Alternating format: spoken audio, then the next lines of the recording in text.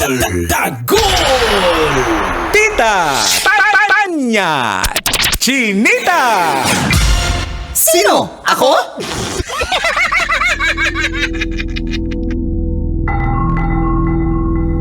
Magandang araw. Ayon sa pagsisiyasat na ginamitan ng lohika, mahika at konsyensya, ako si Manggas at ito ang Siko. Sino ako?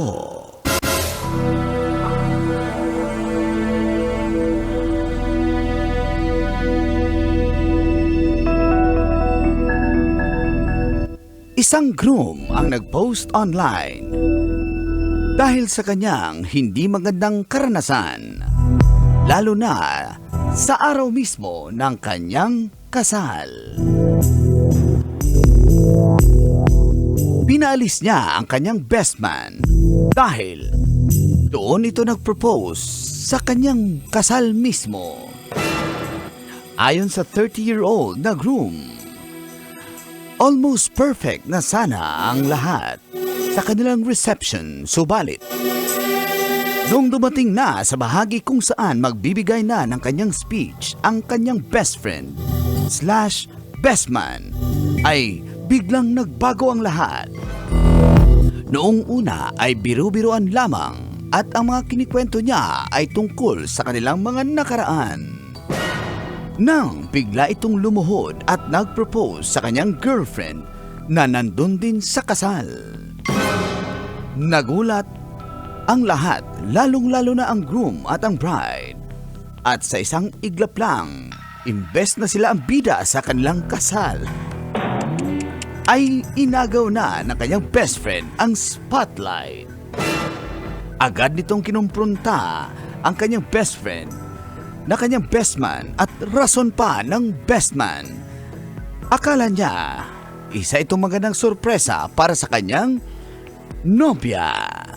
Subalit, pinalis na siya ng groom at sumang-ayon din naman ang asawa nito. Sa tingin mo, kabisyo, tama ba na pinalis ng groom ang best man? Yan ang ating Siko. Sino ako?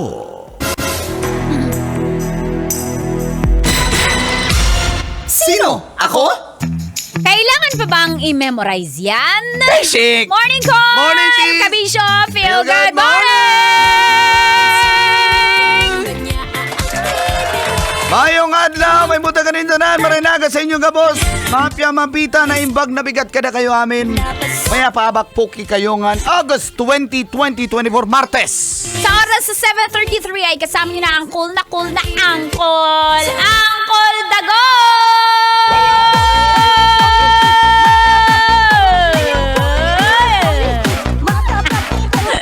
Lalaro ka dyan, Mars! Bakit? Okay. Kasama rin ang pamansang tita. Dahil lang kung bakit ka nanonood ng radyo. Tita Tanya Chinita!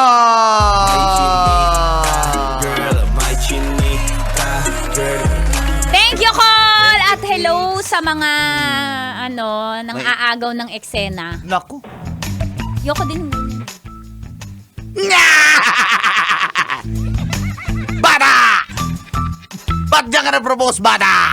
Diba? Tama yun. Alam nyo, minsan lang ikasalang tao, wag mo nang agawan ng eksena. Oo. Siguro ano lang yun, parang honest mistake. Honest mistake nung kasi best friend niya eh. Or baka naman may pag-uusap na sila prior. Wala nga. Wala. Na-shock nga lahat eh. Na-shock nga na biglang lumuhod at biglang nag-propose. Kami na-shock, na inis. Oo. Ikaw ba, kunyari kasal mo, tas yung best friend mo nag-propose dun sa during the reception. Sa reception. Oo. Okay lang sa akin. Okay na sa'yo yun? Yung Okay lang sa akin. ginawa nung best man sa Oo. kanyang best friend na groom? Hindi pala, baguhin ko na pala yung isip ko. Okay lang pala sa akin. Bakit Best okay? friend ko naman yun eh. Sa tingin mo? Kala ko kasi sa church, di kasi ako nakikinig kanina. Yan kasi. Sino na naman yung chinachat mo? Wala. Kaya makinig ka. Wala kang kachat, di ba? Wala akong Dapat kachat. makinig ka. Oo, di Basic. pala. Okay lang pala sa akin kung sa reception kasi celebration na yun. Informal, ano ba yun? Mas casual celebration na yun eh. So, okay lang sa akin. Ako hindi. Pero gawin niya yun, okay. halimbawa, habang kumakain. Kasi ibig sabihin, napaka-special na okasyon ng buhay ko. Tapos magiging memorable palalo. Kasi yung another milestone ng buhay ng ibang tao dun sinelebrate. So, maraming beses siya maaalala ng tao kasi ang daming naganap. So, kanya-kanyang, point of view. Kanya-kanyang Ano, mangkano? opinion. Laban. Oh. Ako? Kasal, kunyari, mag-propose ako, kung ako yung bisman, mag-propose ako sa bride. Para maiba. Ako yung bisman. Magpa-propose ka sa bride. O, doon ako sa Eh, bride mag-propose bakit? para maiba. Mas masama akong tao. Para mas memorable. Ha? Kailangan pa bang Me? i-memorable yan? Bisek! Mangkano, wag ka mang-aagaw ng ganung masyadong excess. Pero, Ikaw pa, ang ayaw nangyari mo. kasi, during, di ba, may speech yung toast. Usually, best man Oo, gagawa oo. niyan. So, kakwento-kwento siya, yun ang ginawa niya. Mga nakaraan lang kalokohan nung kanyang best friend na groom.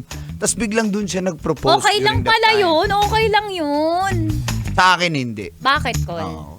Kasi, This is my moment nga namin yun, mag-asawa, bakit ka dun mag-propose? Meron ka sariling moment at gusto mong ikasal, gumawa ka ng sarili mong diskarte. Tutulungan pa kita, wag lang dun mismo sa event na yun. Respeto na. And also, mag-heads up ka.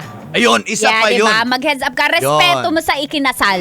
Kasi tagal nilang pinaghandaan yan, 2 years. Tapos, Maybe, pwede siguro yun kung nag-heads up siya. oo. Pwede ko sabihin na, pare, pwede ba yung na lang after, pag sinabi ng mabuhay ang bagong kasal? Oo. Kasi, Okay. syempre gusto niya marami ring tao eh. Oo eh. Pero pag walang paalam yan, hindi talaga yan, Talagang unethical talaga yan. disrespectful. Oo. Di ba?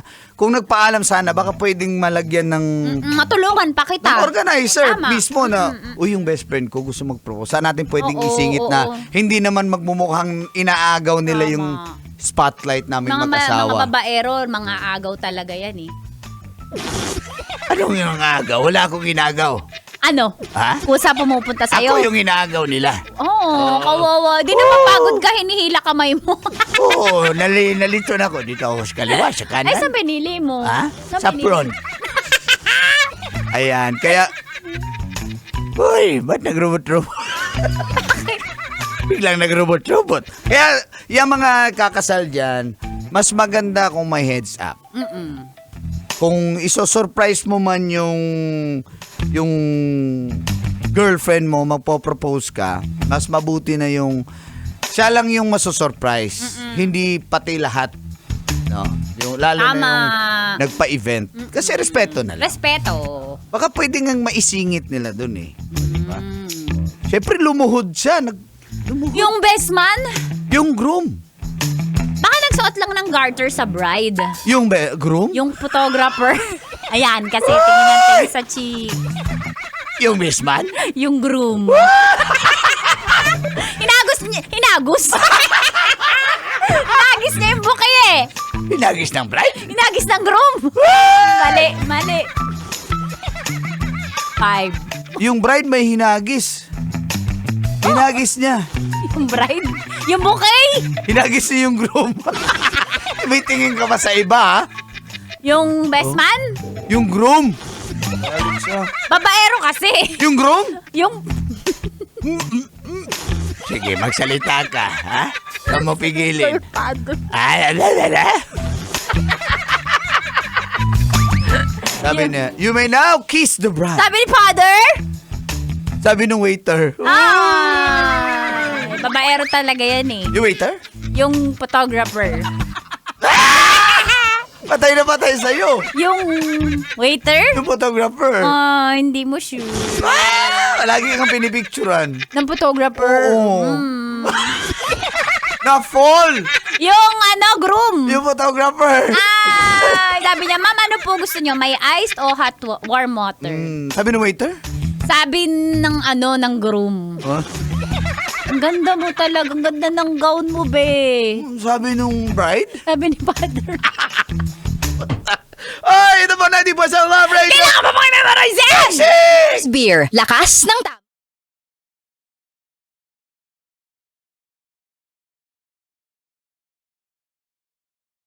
Kailangan pa bang i-memorize yan? Love Radio. Basic!